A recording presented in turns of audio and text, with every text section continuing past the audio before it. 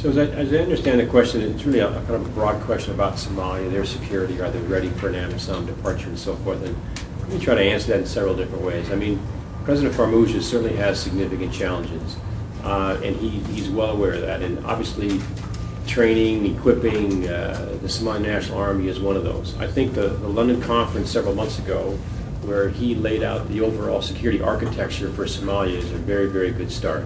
It's certainly ambitious in terms of the numbers of, let's just say, Somali National Army forces that are there. It's also, though, very thorough in the federal member states in how they participate and how they would fit into the overall context. So there's no doubt about the fact that it's a challenge. And as you are well aware, in addition to the United States, who we have people on the ground there to train, advise, assist, and accompany, there are certainly other partner nations who are working there. The Emiratis, the Turks, for example, also part of the training, overall training effort. I think one of the big challenges right now is to be able to pull together all the efforts of all the countries, if you will, who are involved in the training piece, because some train at the institutional level, some train at the tactical level, and I think one of the challenges we have is to synchronize all those efforts and all head in the same direction. So we've put some people from JTF HOA and from AFRICOM, we put some people in Mogadishu to help try to assist that.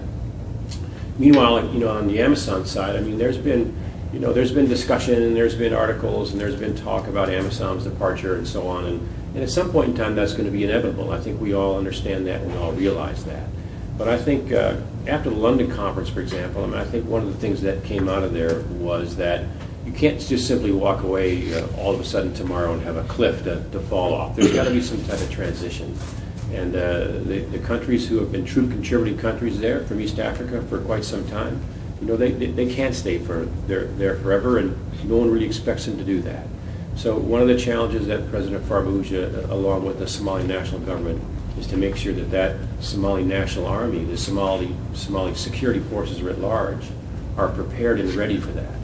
And so whether that starts in some fashion in the next year or so, some kind of echeloning, a reduction, so that it's not just, like I say, a drop off the table type event, I think people need to prepare for that. And I think we've said on numerous occasions that the next elections in Somalia in 2021 are a key time frame. It's a mark on the wall. And this is something that is at the forefront of AMISOM's departure at some point in time, is at the forefront of really the efforts that are ongoing. So in sum, I would say that no one ever expects AMISOM to stay there forever. There are some challenges with the security environment in terms of the Somali National Security Forces being able to pick up the ball and run with it, as we say. But I think that everyone is aware of that, and we're working to try to make that transition as seamless as possible whenever that may come.